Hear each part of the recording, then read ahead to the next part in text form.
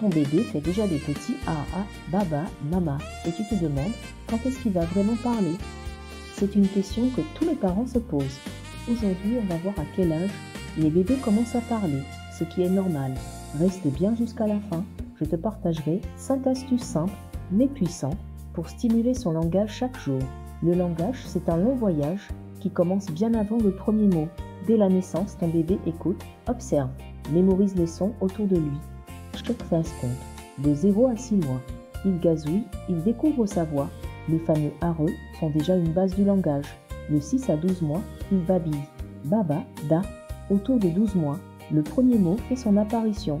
Souvent, maman, papa ou non. De 18 à 24 mois, explosion du vocabulaire. Certains enfants passent de 10 mots à plus de 100 en quelques semaines. Dans les phrases se forment, les pourquoi apparaissent et le bavardage devient infini. Mais attention, chaque enfant avance à son rythme. Il n'y a pas de retard tant qu'il communique autrement, par le regard, les gestes ou les sons. Les facteurs qui influencent le langage de ton enfant. Le développement du langage ne dépend pas seulement de l'âge, mais surtout de l'environnement dans lequel ton enfant évolue. Dire ce qui fait la différence, c'est tout ce qu'il est, vous ne pouvez pas au quotidien. Amada 1. L'environnement linguistique. Ton bébé apprend à parler en écoutant chaque rubrique de langage. Plus il est exposé à la parole, plus son cerveau crée des connexions entre les sons, les émotions et les objets du quotidien. Même si tu crois qu'il ne comprend pas encore, il enregistre déjà tout. Alors parle-lui souvent, simplement, avec des phrases courtes et un ton chaleureux. Exemple, au lieu de dire tiens, dis tiens, voici ton doudou, il est doux, tu le sens. Ce petit ajout transforme un geste en apprentissage de vocabulaire. 2. Le langage. Le langage ne se construit pas dans le vide, mais dans la relation. Parler avec ton enfant, c'est lui donner envie de répondre, d'échanger, d'imiter. Quand tu t'arrêtes pour écouter ses babillages, que tu souris, que tu lui réponds, tu lui montres que sa voix compte. C'est ce qu'on appelle la réciprocité. Tu parles, il réagit, tu réponds à nouveau. Ce petit va-et-vient est la première conversation de sa vie. Petit secret, la meilleure stimulation du langage, ce n'est pas une appli ou une vidéo, c'est toi. Ta voix, ton regard, ton sourire. Voilà les outils les plus puissants du monde. 3. Les chansons, les comptines et les livres. Les comptines, les histoires et les chansons sont de véritables trésors pour le cerveau de l'enfant. Elles combinent rythme, mélodie et répétition, les 3 clés de la mémoire auditive. Quand tu chantes ou lis, ton enfant apprend sans s'en rendre compte. Il découvre les sons, les rimes, le sens des mots et surtout le plaisir d'écouter. Un rituel de lecture du soir, même de 5 minutes, a un impact énorme. Chaque page l'aide à enrichir son vocabulaire, à développer son imagination et à créer un lien émotionnel avec toi. C'est comme si chaque mot lui semait une petite graine de langage dans son esprit. 4. Les écrans. Attention à la confusion. Avant 3 ans, les écrans peuvent ralentir le développement du langage. S'ils remplacent les interactions humaines, ce n'est pas l'écran en lui-même qui pose problème, c'est le fait qu'il ne répond pas. L'enfant entend des sons, voit des images, mais personne ne réagit à ce qu'il dit. Ou, si tu veux utiliser un écran, fais-le ensemble. Commente ce qu'il voit, pose-lui des questions, transforme ce moment en échange. Ce qui compte, ce n'est pas d'éliminer les écrans, mais de préserver la vraie communication. Conclusion, bref, tu l'auras compris. Le langage ne dépend pas de l'intelligence de ton enfant, mais des opportunités de communication qu'il reçoit chaque jour. Plus il se sent écouté, entouré, encouragé à s'exprimer, plus ses mots fleurissent. Et rappelle-toi, chaque conversation, chaque chanson, chaque histoire que tu partages avec lui construit bien plus qu'un vocabulaire, tu construis son monde intérieur. Astuces pour stimuler le langage de ton enfant et agir concrètement au quotidien. Ces 5 astuces sont simples, naturelles et ne demandent aucun matériel particulier. Ce sont des petits gestes mais répétés chaque jour, ils changent tout. Astuce numéro 1. Regarde ton enfant quand tu lui parles l'oreau. Le regard, c'est le premier langage. Quand ton enfant te regarde, il lit sur ton visage, il observe tes lèvres, il ressent ton émotion. Chaque mot devient une image, un son, une sensation. En te plaçant à sa hauteur, tu lui dis inconsciemment « Je te vois, je t'écoute, ce que tu dis est important ». Tu veux qu'il parle plus, commence par lui montrer que tu es vraiment présente. Un simple regard bienveillant vaut 1000 mots. Et astuce numéro 2, lis-lui une histoire chaque jour. Lire, ce n'est pas seulement pour apprendre à lire plus tard. C'est pour nourrir le cerveau du langage, de l'imagination et du lien affectif. Même un bébé de 6 mois adore regarder les images, écouter le ton de ta voix, toucher les pages. Tu peux répéter souvent le même livre, la répétition, c'est la base de l'apprentissage. Et n'hésite pas à commenter les images, regarde le chat d'or, oh il a un doudou comme toi. Petit à petit, il voudra participer, pointer du doigt, imiter ou dire un mot. Et c'est là que la magie opère. Les comptines sont un moteur extraordinaire pour le langage. Elles combinent rythme, émotion et mouvement. Ce que le cerveau adore, les sons répétés comme la la la, ba ba ba ou coucou entraînent la bouche à articuler. Plus c'est simple et joyeux, plus c'est efficace. Une petite chanson chaque jour, au moment du bain, du change ou du repas, et ton enfant développera naturellement son oreille et ses sons. Exemple, un siphon, fond, fond, les petites marionnettes ou les petits poissons dans l'eau. Les rimes, le rythme et la gestuelle stimulent le cerveau des tout petits bien plus qu'un dessin animé. Astuce numéro 4.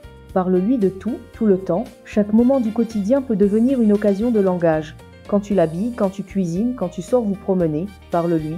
Décris ce que tu fais, ce qu'il voit, ce qu'il ressent. On met la chaussure, une chaussure, deux chaussures.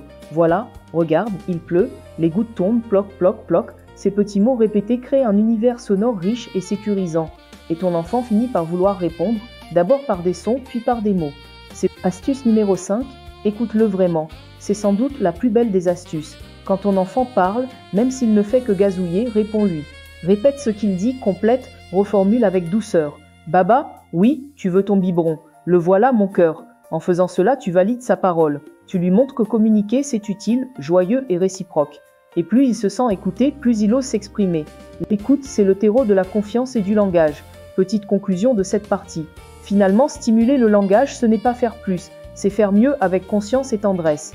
Ce sont les petits moments du quotidien, les repas, les chansons, les câlins, qui forment les plus grands apprentissages. Souviens-toi, ton enfant n'a pas besoin de perfection, il a besoin de présence. Quand s'inquiéter du langage de son enfant. Tu sais, chaque enfant a son propre rythme. Certains parlent très tôt, d'autres observent longtemps avant de se lancer, et c'est tout à fait normal. Mais parfois, certains signaux peuvent indiquer qu'un petit coup de pouce est nécessaire. Bien, rythme du langage n'est pas le même pour tous. Entre 1 et 3 ans, la variabilité est immense. À 18 mois, un enfant peut dire 3 mots comme maman, papa, non, tandis qu'un autre du même âge en dira déjà 50, et c'est normal. Ce qui compte, c'est mais pas le nombre exact de mots, mais les progrès. Est-ce qu'il communique plus qu'avant? Est-ce qu'il essaie de se faire comprendre? Tant que tu observes une évolution, même lente, il y a de quoi être rassuré. 2. À travers, il y a des situations où il est préférable de consulter, simplement pour faire un point. Pas pour coller une étiquette, mais pour mieux comprendre ce dont ton enfant a besoin. Voici quelques signaux d'alerte à surveiller. À 12 mois, ton enfant ne babille pas du tout et ne réagit pas au son autour de lui. Vers ses 18 mois, il ne dit encore aucun mot clair et ne semble pas comprendre les consignes simples comme viens, donne, non. À 2 ans, il ne dit aucun mot, ne réagit pas à son prénom ou ne cherche pas à te parler avec des gestes ou des regards. À 3 ans, il parle, mais son discours est très difficile à comprendre ou il semble se replier sur lui, sans intérêt pour les échanges. Ces signes ne signifient pas forcément un trouble, mais ils méritent une évaluation bienveillante avec un professionnel. 3. Pourquoi consulter tôt? Ce n'est pas dramatique. Consulter tôt, c'est un acte d'amour et de prévention. Plus on agit tôt, plus il est facile d'aider l'enfant à progresser grâce à des jeux de langage, des stimulations et des conseils adaptés. Et souvent, après quelques séances ou quelques ajustements à la maison, les progrès sont rapides et spectaculaires. Il suffit parfois de réapprendre à parler au rythme de son enfant. 4. Les causes possibles. Un retard de langage peut venir de plusieurs choses, une immaturité du développement, une otite à répétition ou une baisse d'audition non détectée, un bilinguisme mal accompagné ou parfois un trouble du spectre autistique, mais ce n'est qu'une possibilité parmi d'autres. L'idée, ce n'est pas de se faire peur, mais d'observer avec bienveillance et d'agir si besoin. Un enfant peut rattraper très vite un retard dès qu'il reçoit la bonne stimulation au bon moment. 5. Le plus important, le lien et la communication. Que ton enfant parle ou non encore, ce qui le construit avant tout, c'est la relation que vous partagez.